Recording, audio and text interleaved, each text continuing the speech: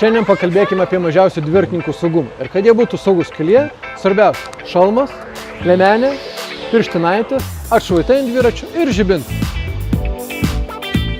Važiuojant didesniu greičiu ir verčiantis į priekį, griūnant priekį, nukenčia kakta, lėčiau važiuojant, šoninė dalis ir pakaušis.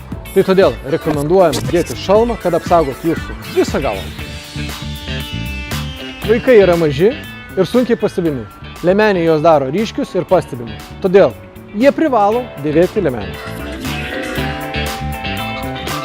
Pirštinaitės rekomenduoju ir vaikam, ir suaugusiam, nes jeigu netyčiom nugriūsite, pirštinaitės jums apsaugos griūties metu. Taip pat pirštinaitės padės jums vairą laikyti stabiliau ir patogiau. Kai jūsų vaikas pasiruošia saugiai kelioniai, svarbu pagalvoti ir apie dviračio matomumą kelyje, o jis privalo turėti atšvaitus ant ratų, ant pedalų ir lemputės priekyje ir gale. Saugios kelionės!